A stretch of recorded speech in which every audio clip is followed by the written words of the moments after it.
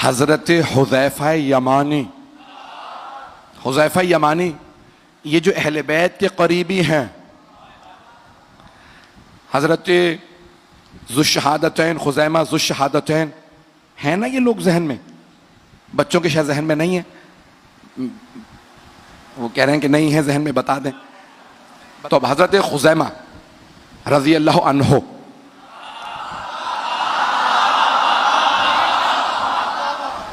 پیغمبر اسلام مدینے سے باہر گئے ہوئے تھے.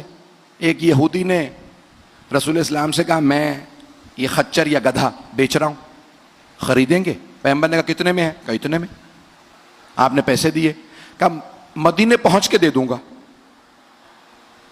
پیغمبر اسلام نے کہا مطمئن ہے؟ کہا ہاں مدینے پہنچ کے دے دوں گا، ابھی رسی مجھے ہی تھامنے دیں. پیغمبر اسلام کو کوئی بات نہیں. مدینے پہنچے، پیغمبر نے کہا بھائی پیسے لے چکے ہو، اب سواری میری ہے. کہا کون سی سواری؟ اب سمجھ میں آیا؟ کچھ لوگ ابھی نہیں دھوکے دینا شروع ہوئے، پہلے ہی سے دھوکے باز ہیں. ایسوں کو موقع نہ دیجیے گا آپ کی سرزمین پہ آ جائیں. پتہ نہیں لوگ ہیں یا نہیں، کچھ لوگ تو پہنچ گئے. تو جانے گرامی رسول خدا صلی اللہ علیہ وسلم نے فرمایا کہ بھئی مجھے نہ عادت ہے نہ شوق جھوٹ کی. راستے میں نے تمہیں پیسے دیے کہ بھئی ٹھیک ہے آپ کسی اپنے آدمی سے فیصلہ کرا لیں، شہر آپ کا.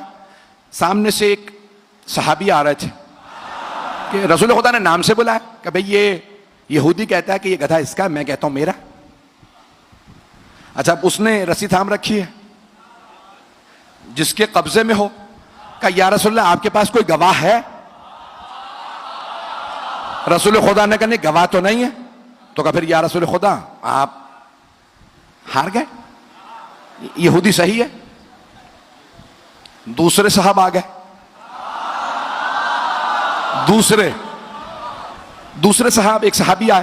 رسول خدا نے کہا بھئی یہ یہودی کہتا ہے یہ گدھا اس کا، میں کہتا ہوں میرا. کہا یا رسول خدا کوئی گواہ ہے آپ کے پاس؟ کہا نہیں. کہا پھر یہ یہودی صحیح ہے. اتنے میں حضرت خزیمہ رضی اللہ عنہ جیسے تشریف لائے تو رسول خدا نے کہا اے خزیمہ یہ یہودی کہتا ہے یہ گدھا اس کا ہے، میں کہتا ہوں میرا. انہوں نے کچھ سنا ہی نہیں، اگلی بات نہیں سنی. جناب خزیمہ نے فوراً کہا یا رسول اللہ گدھا آپ کا ہے. کہا خزیمہ ابھی آپ نے سنا ہی نہیں، یہ کہتا ہے اس کا، میں کہتا ہوں میرا، میرے پاس کوئی گواہ نہیں ہے. کہا نہ ہو. کہا خزیمہ کیسے فیصلہ دے دیا میں حق ہوں؟ کہا یا رسول اللہ آپ نے کہا جنت ہے، ہم نے دیکھی نہیں، ہم نے جنت مان لی. آپ نے کہا جہنم ہے، ہم نے دیکھی نہیں، ہم نے مان لی. آپ نے کہا صراط ہے، میزان ہے. جب بغیر دیکھے سب کچھ مان لیا تو جب آپ کہہ رہے ہیں کہ سواری آپ کی تو آپ کی. تو اب آپ نے فیصلہ دیا. رسول خدا نے کہا خزیمہ آج سے آپ ہیں ذو الشہادتین، نہیں ہے لوگ. کہ باقی میرے سارے صحابہ ایک گواہی دیں گے تو ایک ہی شمار ہوگی، آپ ایک گواہی دیں گے دو شمار ہوں گی. اب وہ پہلے دونوں نے کہا یا رسول اللہ یہ کیا بات ہوئی؟ کہا کیونکہ خزیمہ نے میری گواہی دی ہے، میری. اب اگر کوئی نبی یا بنت نبی کی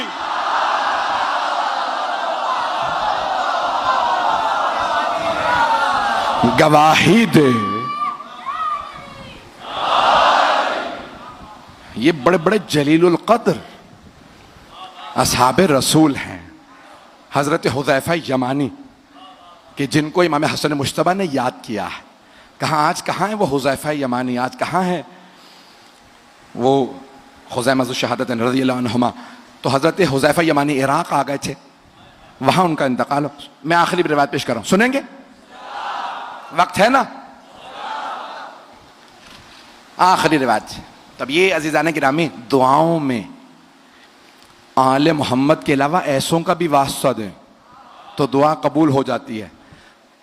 اللہ تک پہنچنے کے لیے آل محمد باب ہیں، اور آل محمد تک پہنچنے کے لیے یہ کوئی سلمان ہے، کوئی ابو ذر ہے، کوئی مقداد ہے، کوئی عمار ہے، کوئی مالک اشتر ہے، کوئی حبیب ابن مظاہر ہے. تو حضرت حذیفہ یمانی عراق میں انتقال ہوا، وہیں پہ قبر بنائی گئی، اور اب سے تقریباً 80 برس پہلے سیلاب آیا، جس قبرستان میں وہ تھے ساری قبریں بہہ گئیں. ایک قبر میں ایک مردہ نکلا بالکل سالم، نہیں ہے مجمع، نہ بال جھڑے تھے، نہ کوئی آثار سے خرابی کے، بہت پر نور. تو کہا بھئی یہ قبر کس کی تھی؟ تختی پہ لکھا تھا حذیفہ یمانی. دوبارہ جنازہ ایک مرتبہ کاندھوں پہ اٹھایا، آغا محسن الحکیم نے جنازہ پڑھایا، کہا کہاں دفنا ہے؟ کہا مدائن میں سلمان کے پاس.